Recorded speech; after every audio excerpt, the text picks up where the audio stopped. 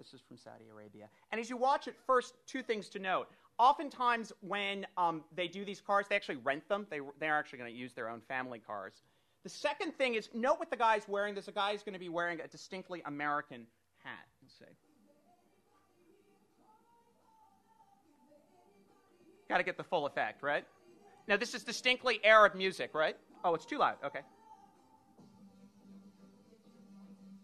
Oh, okay.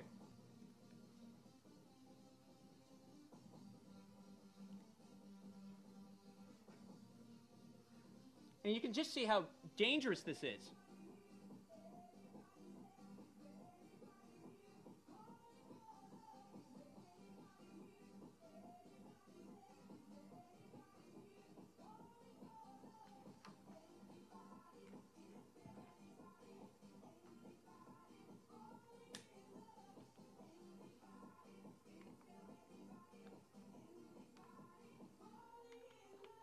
You can see in the front he's wearing a red baseball cap. I'll explain why that's important in a moment.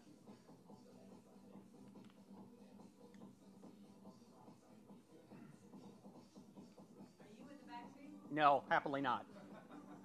Explain why in a moment. Happily not. Okay, so you got an idea of what this is. Pretty high intensity, right? Let me go back here.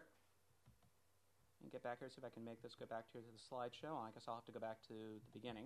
Give me a moment here. Yeah, you just see how dangerous this is. No, I wasn't in the back seat. That's not a good place to be.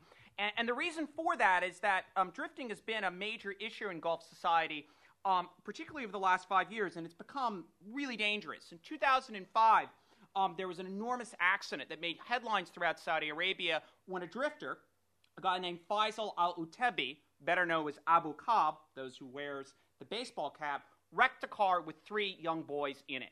Now, this had happened before, but created an enormous outcry because Abu Kab already had 60 speeding tickets on his record and was still allowed to drive. And again, there have been other similar deadly accidents in other cities in the Gulf. And one of the most dangerous of terrorists was a drifter. Yusuf al-Ayari was a drifter before he headed al-Qaeda in the Arabian Peninsula and then died with a shootout with Saudi security forces in 2003.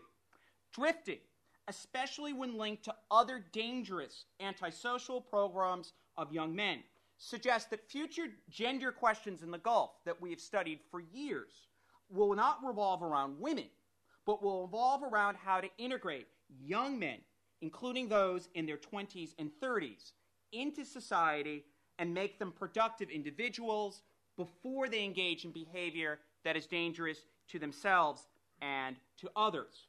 And it's also significant, as we talk about this, that the problems for men in Gulf societies are analogous to those faced by men in the United States and elsewhere during the current economic downturn.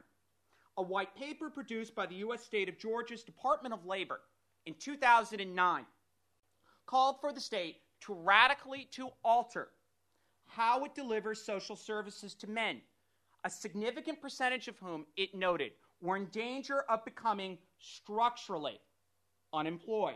And again, understand what that means, yes? The idea that if you're structurally unemployed, you're not going to be able to find a job even when the economy rebounds. The report noted that men in Georgia and in other parts of the United States, much like those in other Arab Gulf states, lack basic modern skills and lag far behind women in educational achievement. The report also noted the striking statistic that the percentage of students who are female in Georgia's universities, colleges, and technical schools is approximately 60%, a number that is in line with the percentages of women and men in the Gulf. As difficult as these various dilemmas are in Georgia and in the Gulf, they should be weighed against the enormous challenges and advantages that the Arab Gulf states possess.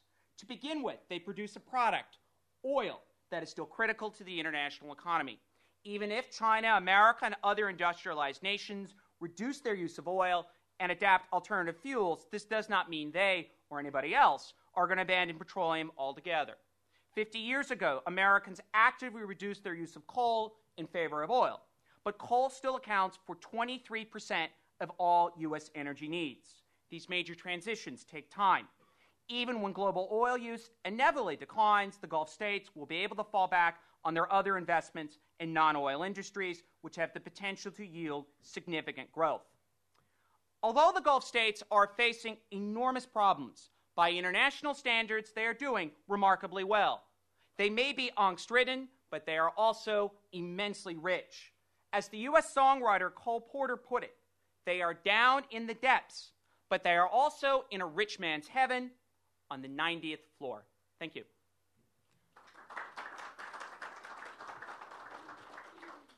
Thank you very much, Dr. Foley. Are there any questions? Well, I'll start by I'll ask a question. You know, when you get told by people in the Gulf that if we have to, when we'll drink we can't drink our oil, but we can go back to the way we lived before, as you were talking about, right? Sure. Do you believe they can? I think they're past that point. No, I mean, they live in societies. I mean, could you do that? Anyone in this room do that? No, I mean, when you go to the Gulf, you're going to a society that looks like suburban America. I mean, it's a society based on what? Large, huge roads where you drive everywhere. You know, there are some parts of the Gulf Dubai that's built a subway system and other things, but no, that doesn't seem very likely. Nor are they probably going to have to face that prospect. I don't think that that's likely. They have a lot of other industries in place, a lot of investment wealth. That's something they say, but again, these are myths, stories. We have myths and stories that we tell about ourselves that the rest of the world may have questions about. There's no reason, to sort of say that as well. Yes. We're waiting for the microphones because we do podcast this. Oh, I'm wondering, I guess you haven't done any economic in-depth studies here, but I'm wondering, as time goes on and oil becomes hopefully less important in the world, what kinds of industries, or what, aside from tourism, do you think would be the basis for the continuing economics in the Gulf? Well, a couple things. First, this is a region that existed and had people living in it surviving before the rise of oil. Let's take for an example. Well, sure, but that was the camel drivers. No, before that. Let's take an example of Saudi Arabia. I mean, Saudi Arabia, as I noted in my talk, had a dependence on the proceeds from paying exports to the Hajj. Now, you may sort of see that as sort of tourism, but it's not quite the same thing as selling hotels in Dubai or in Jeddah. I mean, that's one thing. There have been a center of global trade. If you look at what Dubai has developed itself as a center of report, if you look also at other industries in terms of energy, as they develop, the Gulf and the Middle East in general are a very logical place to develop solar energy. They have a lot of sun that happens during the year. There are plans talking about the amount of oil, the amount of energy you could get per square foot. I mean, the amount of I've seen numbers as high as 1,500 barrels of oil per year from one sort of square foot of energy from that. That's one industry. Other industries they've been able to develop have been investment in terms of the amount of money they already have, investment in financial products as a financial hub, industry of various kinds, service industries, as well as manufacturing. And they're also well-positioned geographically, again, in between booming economies of East Asia as well as Europe. That's a natural place for them to be in a place where they'll be able to develop service industries and other types of trade in the future. They've also developed universities. Those universities have partnered with American universities like NYU, Michigan State, a whole list of universities, and those university partnerships could in the future be the foundation of technological partnerships and worked before. A good example of that would be Pittsburgh, which was able to reinvent itself over the last 25 to 30 years with the fall of the steel industry by making itself through its regional universities into a technological hub of pharmaceuticals and other types of things. Again, the question is, there's plenty of resources. It's just to make the decisions to do it.